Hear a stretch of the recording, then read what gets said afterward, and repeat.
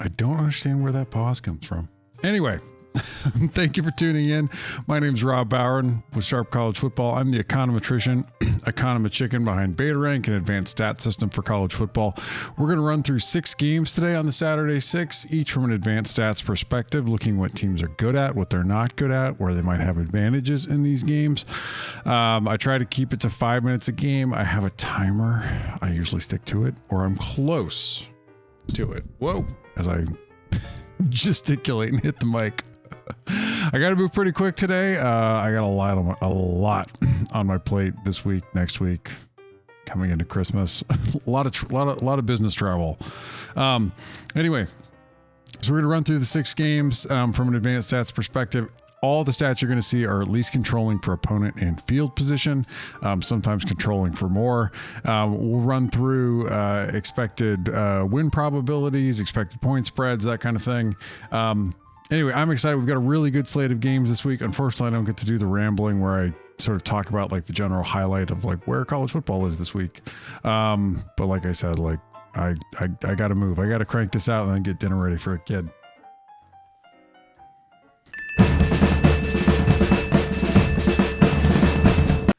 First game today. This is a good one. I'm really excited for this one. TCU at Baylor. Sonny Dykes is your head coach at TCU. Dave Aranda, of course, is your head coach at Baylor. This matchup should be really good. We've got an improving, in particular versus last season. TCU is obviously our most improved team versus where they were last year. But to be at 20 offensively is a terrific number for them. Garrett Riley is their offensive coordinator. Ron Roberts, who I think generally has done a really good job with this Baylor defense, as your defensive coordinator for Baylor. They lost a lot off of last year, and so we expected them to fall off a bit on defense. This TCU offense, though, I managed to make my mic just in the wrong spot now. Well, this TCU offense, though, sitting at number 42 on drive efficiency, they do a decent job. This isn't a great number for them, though, this 42 in drive efficiency. They need to do a better job sustaining long drives in order to put up points. 20 in explosive drives, however, they do a good job here, finding ways to put up big plays, move the ball quickly. This is a little bit more of their bread and butter. Their play efficiency number, which is yards per play, controlling for opponent field position, and explosives, is also very good, number 5 overall. It's the least important of the core 4 BetaRank metrics, though. It's much better to be able to just sustain drives and keep them going or put up big plays. Negative drives is really important number, though. The number 18 here, this is a solid number for them. Avoiding 3 and outs, avoiding turnovers, not shooting yourself in the foot. Really good job by this offense here. 21 in effective rush versus 33 in effective pass. That's not a huge run pass split. Max Duggan's your QB here, 65.9% completion percentage, 9.3 per. They get a Baylor defense that's kind of middle of the Power 5 this year. I grade Power 5 teams on a 1 to 65 scale. They have very different resources from Group of 5 teams. So this Baylor team might be saying, this is a good defense. This is an average Power 5 defense right now. 37 in drive efficiency. You can sustain drives against them in order to put up points. 28 in explosive drives. They do a better job here, relatively speaking, limiting big plays. And that's probably where they're going to be most stressed in this game. 25 in play efficiency. They do, again, a pretty good job here. Where they're struggling a little bit, relatively speaking, is negative drives. They're not forcing enough 3 and outs, not forcing enough turnovers. They are better against the run than they are against the pass. And so even though this defense is we should expect them to give up points to TCU. The matchup's not bad from Baylor's perspective. They are a little better against the run, which is you want to be against TCU. But of course, you have to watch out for the big plays in the passing game. You flip it around to the other side. Jeff Grimes is your OC for this Baylor offense. And he's done a really good job, I think. The TCU defense, however, as we got to see last week against Texas, has been really, really good this season. They've had some ups and downs, but mostly ups. Joseph Gillespie is your DC here. What I thought was one of the better defensive coordinator hires. He'd been at Tulsa for a long time, done a terrific job with the Golden Hurricane. This Baylor offense, they're again, this is kind of middle of the Power 5 numbers ish. 28 in drive efficiency. They do a decent job sustaining drives. But again, like this is a more explosive offense. 22 in explosive drives. They rely on big plays to be able to put up points. 39 in play efficiency. That's a less good number. And where they're struggling a bit and scuffling is negative drives. They are susceptible to 3 and outs, to turnovers. It's going to be a tough matchup for them against a very salty TCU D. 23 in effective rush, 39 in effective pass. They're definitely going to beat you more on the ground. Blake Shapen's your quarterback here, 65.6% completion percentage, averaging 7.7 per. This isn't a real air-oriented attack. They are going to have, they do depend more on the ground game in order to put up points. This TCU defense has just been excellent, particularly compared to where they were last season, which was in triple digits. They do a very good job at drive efficiency, but it is probably their most the number where they are most susceptible. You can put together drives to put up points against them, but they do limit big plays tremendously. They're very good at limiting explosive drives. Number 9 in play efficiency. This yards per play number is good for them. They do need to force more 3 and outs, more turnovers. They might have an opportunity here because Baylor is a little bit more susceptible to that, but they're a little bit better against the run than they are against the pass. This is also a good matchup here. We like TCU on the road here. TCU with the 67% win probability, 4.88 in the spread. This should be a tight game, but we do expect but where we have it projected, if TCU turns the ball over once, they could easily lose this game. So keep an eye on that as you're watching this one. This game at TCU right now projects to be good enough to absolutely potentially make the playoff, but they're going to have to walk a little bit of a high wire because they're not so good that you would expect them to get through the rest of their games fully unscathed. I'm not saying they're going to lose this one. We project them to win it, but they're not an overwhelming favorite coming into this game.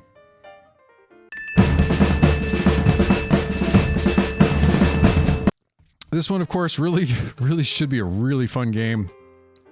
Question mark, of course, is Bo Nix, who may not play in this game after the injury he suffered against Washington.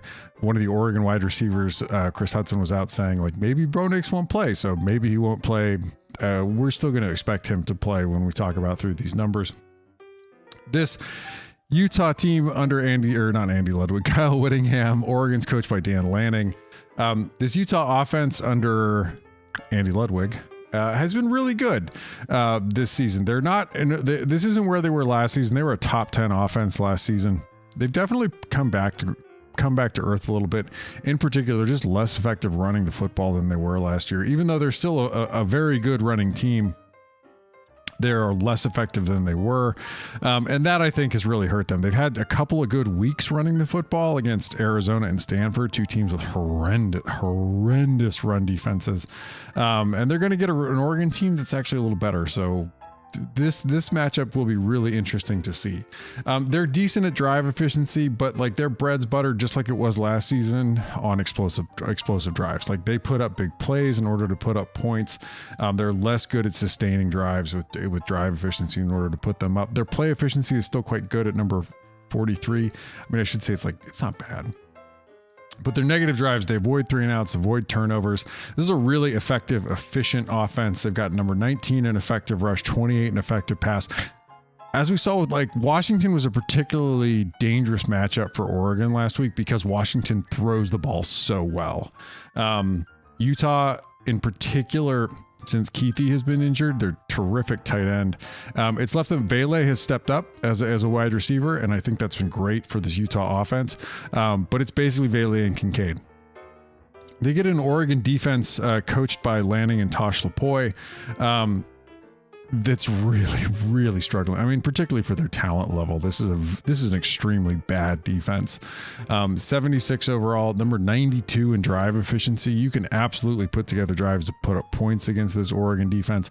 75 in explosive drives. They're susceptible to big plays. They're at 84 in play efficiency.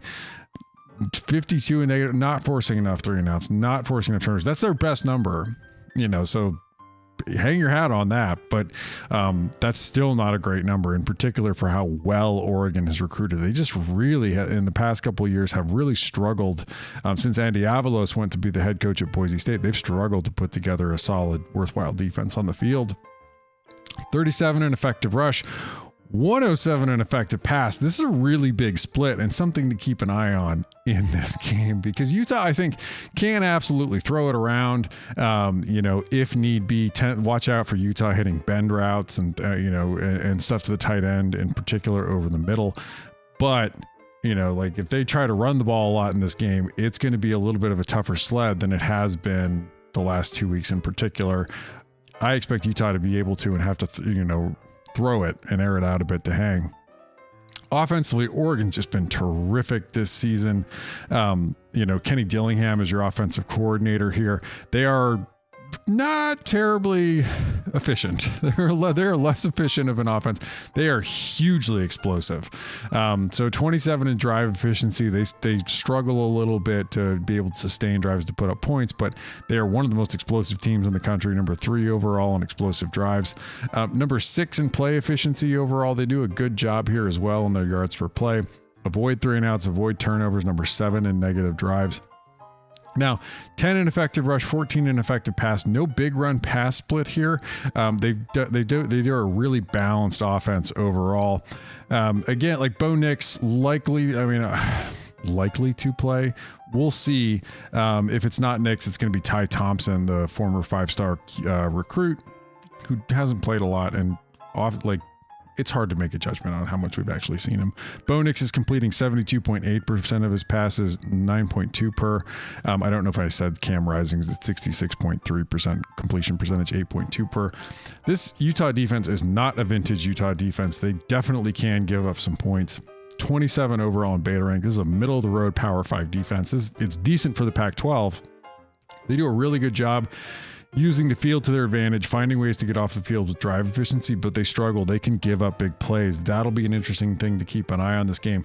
They do a very good job with negative drives, forcing 3 and outs and forcing turnovers. Now, what you're going to see here is different than you're going to see from EPA type metrics, which are biased towards explosive plays in particular. Utah's defense does a pretty good job defending the run, limiting opponents below their regular yards per play. Their yards per rush, but they get burned actually. And this is a flip of what you'd see from the EPA, because in the EPA, they get hit in particular for giving up big plays in the run game. But overall, they do a pretty good job containing the run game. They struggle. Their pass rush is really bad. Van Fillinger, their best pass rusher, is out for the season, and he wasn't even that great. They're going to need to find ways to put pressure on this Oregon quarterback, because even as good as Clark Phillips is, and I think some of the other secondary players have been improving, if they have time, and Utah ended up having to resort to blitzing against Arizona, if they have time, they're going to carve the secondary pieces in this game. Should be a really interesting game. I'm excited to see it. We've got Utah 55% win probability, 1.22 on the road.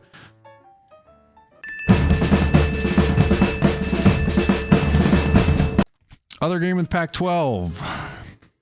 USC and UCLA. This should be a really fun one as well. There's almost going to be no defense played in this game. Lincoln Riley's your head coach for USC. Chip Kelly's your head coach for UCLA. This USC offense also both head coaches are also your play callers here on the offensive side. Also coached by Lincoln Riley. Just terrific. They're not in, Ohio State or Tennessee, range, but they're still a very, very good offense in college football. Number 7 overall in drive efficiency. They do a good job sustaining drives to be able to put up points. Number 5 in explosive drives. This is a really explosive offense as well. 13 in play efficiency. This is a good number. 4 in negative drives. I mean, you run through this. This is a balanced, very effective offense. They don't take a lot of 3 and outs. They don't turn the ball over a lot. They put up big plays. They're able to design drives and call drives and able to finish them off and sustain them and put up points. 29 in effective rush versus number 5 in effective pass. Not terribly surprising. I think Riley does like to balance it out a little bit despite his air raid background. And I often describe his offense as it reminds me of the old one-back offense that Dennis Erickson and Joe Tiller used to run, which has a spread out passing game, with at least 3 wide receivers on the field, but also runs a lot of power, which is not something that you saw in the air raid and is something Riley and other coaches have added in of late. Riley has an innovative run game. Travis Dye, that was hurt. That's something to keep an eye on this game with USC's running back depth. They're going to get, and I should say Caleb Williams, 63.7% completion percentage, 8.8 per. They get a UCLA defense that's really struggling. Bill McGovern is your play caller here, but he's been out the last couple of weeks with an unspecified illness. Clancy Pendergast has called plays the last couple of weeks. This UCLA defense really struggles. You can put together drives to put up points against them. 121 in drive efficiency. This is the real problem for them is they do a good job compared to some of their other numbers, limiting big plays, number 29 in explosive drives, but with that comes, there's a lot available underneath. There's often running lanes available against them. You can put together, like as they saw against Arizona carved them up and put up points. They're where they're really struggling too. 77 in negative drives, not enough 3 and outs, not enough turnovers. I mean, they really lack, they lack some of the talent that you might expect. Like Azizi Hearn, when he transferred in to UCLA from Wyoming, was pretty heralded because he had a good career at Wyoming, but he started out at Arizona and really couldn't cover Power 5 level wide receivers there. He's a big guy, but he struggles a little bit with more fleet of foot wide receivers. That's something to keep an eye on in this game.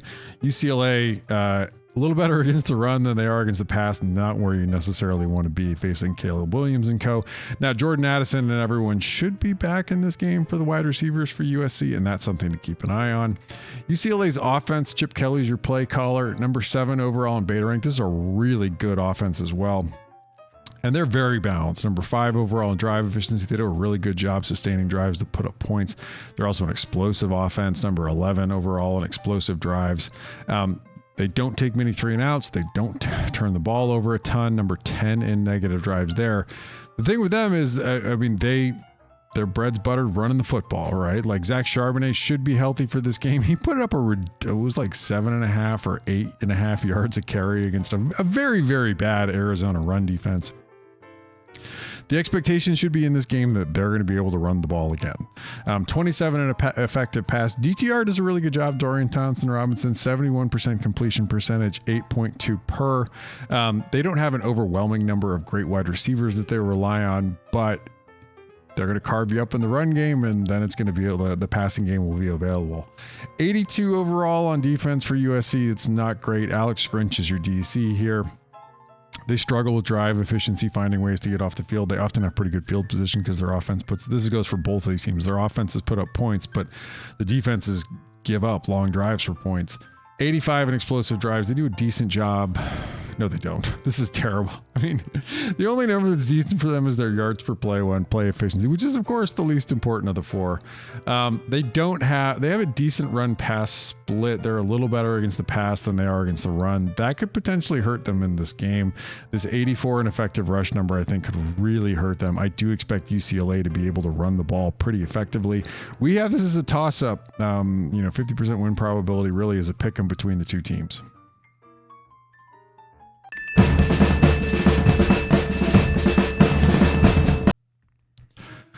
Ole Miss versus Arkansas, Lane Kiffin versus Sam Pittman. And really, Arkansas has kind of fallen back a little bit off of where they were, which I don't think is, I sort of expected coming into the season. I don't know if a lot of other people did. Anyway, this offense for Ole Miss is different than you might be expecting. They've been pretty run heavy the last 2 seasons. They're extremely run heavy this season. Charlie Weiss Jr. is your play caller here now for Ole Miss. They're at 25 overall in drive efficiency. They do a decent job here, putting up long drives to put up points, but they're a very explosive offense. Number 13 overall in explosive drives. This is where they hang their hat, putting up big plays in the run game. Number 8 in play efficiency here. They don't take a lot of 3 and outs. They don't take a lot of turnovers. Number 9 overall in negative drives.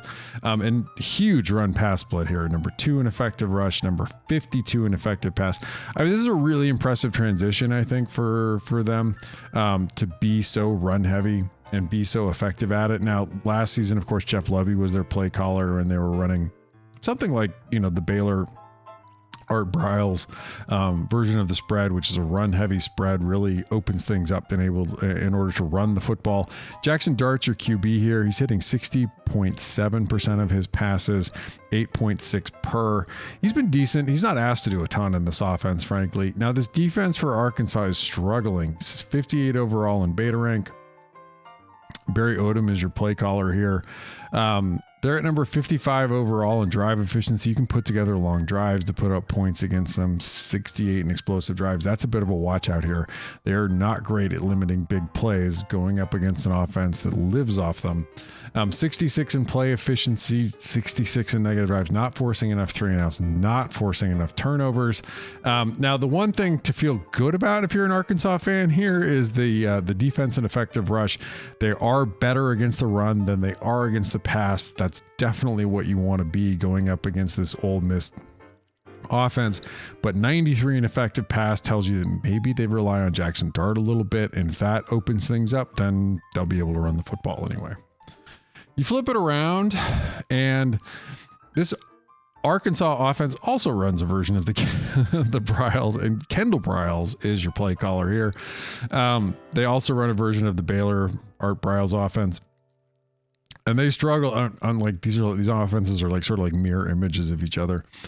79 in drive efficiency. They struggle to put together long drives and put up points. This is a big play offense. 23 overall in explosive drives. They definitely are coming at you looking to put up big plays.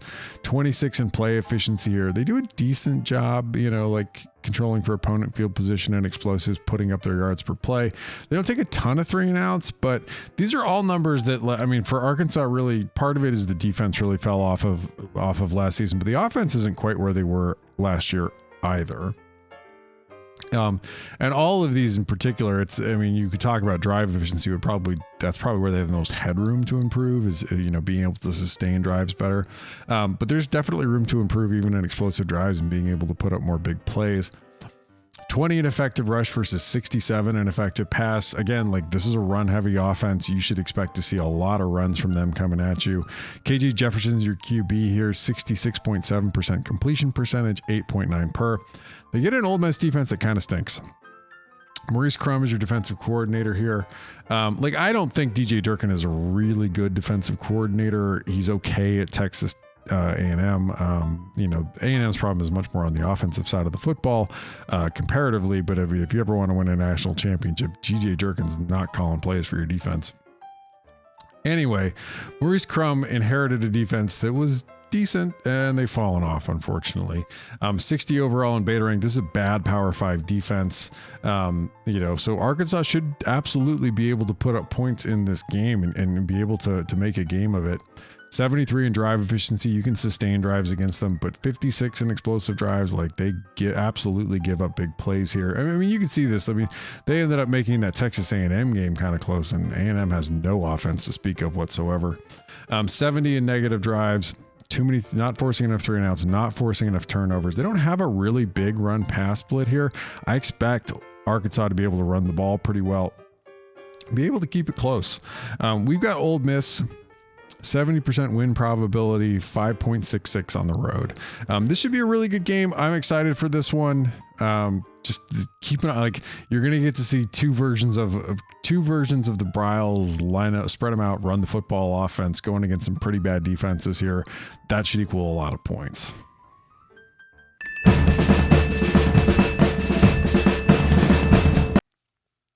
If you don't like points, this is your game. So we get PJ Fleck versus Kirk Ferentz here. Iowa at Minnesota. Minnesota comes in, Kirk Sherrack is back as your offensive play caller here. They've improved significantly off of where they were last season. But this is still an offense that's struggling and scuffling a little bit. 43 overall in beta rank, kind of a wrong side of the middle of the road Power 5 offense. Now what they do best is sustain drives in order to put up points, 18 overall in drive efficiency. But they struggle to put up big plays, relatively speaking. 60 in explosive drives. That's certainly something they can improve on. 78 in play efficiency. struggling to get the yards per play going. 56 in negative drives. That's too many 3-and-outs, too many turnovers. I mean, basically this offense is a high efficiency offense, and they're not going to get a lot of chunk plays. They're going to have to drive the field in order to put up points. They are a run heavy offense. This is very different from the first time Kirk Chiraka and Tanner Morgan teamed up when they had terrific wide receivers. This is a run heavy offense that depends on Mo Ibrahim.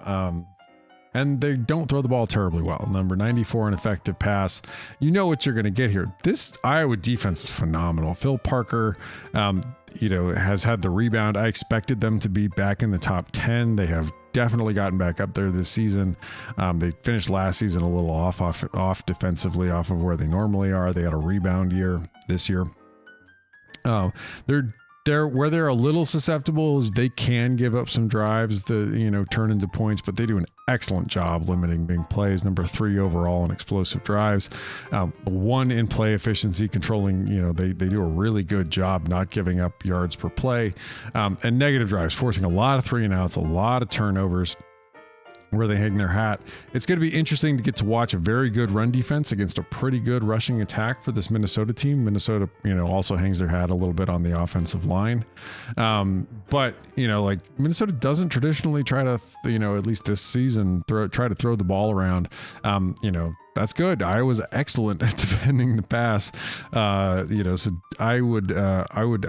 I'm interested. Like this should be a fun matchup. Like Iowa should be able to, as they have last week against Wisconsin, for the most part, shut down this Minnesota offense. But you flip it around, and what should jump out to you and as a question is like Iowa, like last week against Wisconsin, relied on a pick six and a big punt return to really seal the game and put them ahead of Wisconsin. Because their offense is probably not getting a lot done, yet again.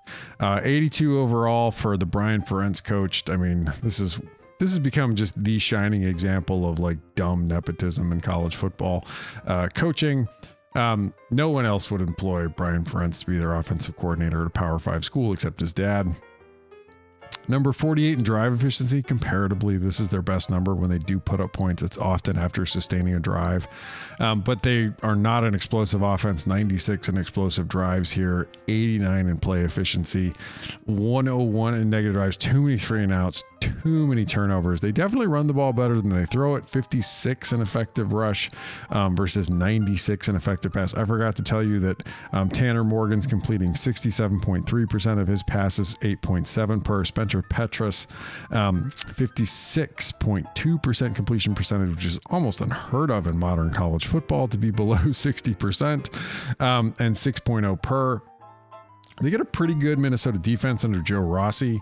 Now you can put up points. They're a little susceptible to teams putting up drives on them, but they do a really good job not giving up big plays, limiting the play efficiency number, limiting yards per play, and then forcing 3-and-outs and forcing turnovers. That's probably my biggest watch out here is Iowa going to end up with a lot of 3-and-outs in this game?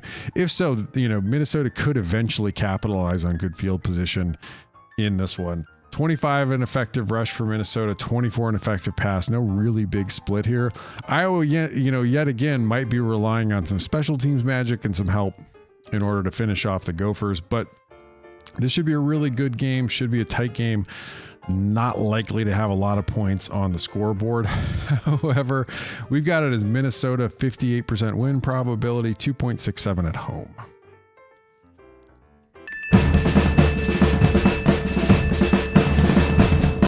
This game's actually tonight. 37 SMU at 32 Tulane. This should be a really fun game. Rhett Lashley's your head coach at SMU. Willie Fritz is your head coach at Tulane. Now, both of these teams, I think, are having really, really good seasons, and there will be some complaints about the record of, I think, for either of them, because the AAC has largely still been a pretty good football conference, even though their headliner Cincinnati's come back to earth a little bit after losing so many guys last season. Jim Svoboda is your offensive play caller for Tulane. Scott, oh my God, I can't even read my own handwriting. Scott Simmons, I think. I have horrible handwriting, is your defensive coordinator for SMU. If it's not, put it in the comments. This Tulane offense, they do a really good job with drive efficiency, sustaining drives to be able to put up points.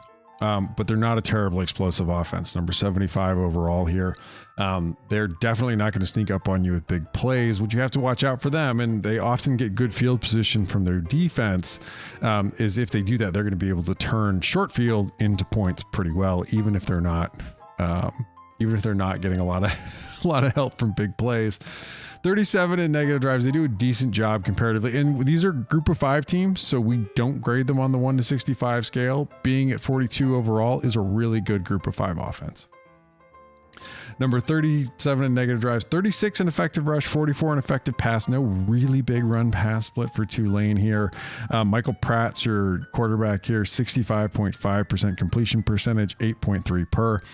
This defense is struggling a little bit for SMU. It's not a bad group of 5 defense by any stretch at number 92, but the offense is doing most of the work for the team.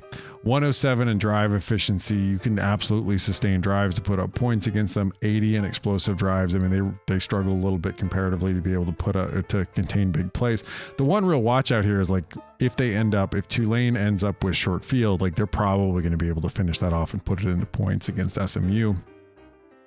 Now they do a better job against negative drives, forcing 3 and outs, forcing turnovers. No big run pass split here.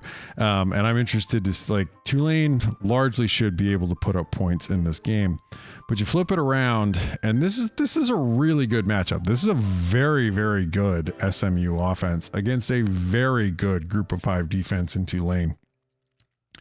Now, Rhett Lashley's your play caller here for the SMU offense. They're at 34 in drive efficiency. They do a decent job sustaining drives to be able to put up points, but they are really explosive. Number 14 overall in explosive drives. They rely on a lot of big plays to be able to put points up. Number 3 in play efficiency. Their yards per play is very, very good. A little bit of a fallback here at negative drives, taking some 3 and outs, taking some turnovers. Sometimes that happens. It's tough to put together an offense that's extremely explosive and also extremely efficient. You mostly see those are the very, very best offenses in college football. So there are going to be some trade-offs sometimes when you are looking to hit a lot of home runs. They're number 57 in effective rush, number 8 in effective pass. They are really looking to throw the football around at you. Tanner Mordecai is your quarterback. He's been awesome this season. 63.3% completion percentage, 8.5 per. Somebody to watch. This is a good game. You should definitely tune in. This Tulane defense, Chris Hampton's your defensive coordinator here. He's likely getting a bigger, better job after this season. He's done such a good job with this defense. 41 in drive efficiency overall. This is a good number for a group of 5 defense, even though it's probably their worst number of them all. You can somewhat sustain drives to put up points against them, but they do a good job. 24 overall on explosive drives, limiting big plays. 28 in play efficiency. They do a good job forcing 3 and outs, forcing turnovers. 27 here. These are all going to be things to keep an eye on because SMU's defense is bad enough that Tulane's going to be able to put up points in all likelihood. So this matchup, SMU, if they want to win this game, if they want to have an upset, they are absolutely going to have a really, really good game offensively because their defense probably isn't going to be able to keep them in it unless they force some turnovers or an unexpected 3 and out or so from Tulane. 43 in effective rush versus 20 in effective pass. This is a good matchup for them. They're gonna be their pass defense is a little better than their run defense. That's gonna line up fairly well against this SMU offense. We've got this as Tulane with a 67% win probability, 5.56 at home, and I'm done. So as I said, I got to wrap it up a little bit early tonight. So this is going to be a little bit quicker, just getting it at 35 minutes instead of over 40 or close to 50. Thank you so much for tuning in. You can find all the stats you just saw and a whole lot more at sharpcollegefootball.com. You can find me, Rob Bauer, and the econometrician Chicken behind BetaRank at BetaRankFB or at Sharp College Football. We have a Pac-12 podcast at 12Pack Radio. You can find all the back episodes of that at sharpcollegefootball.com/12Pack Radio. Thank you so much for tuning in, and we'll see you next week.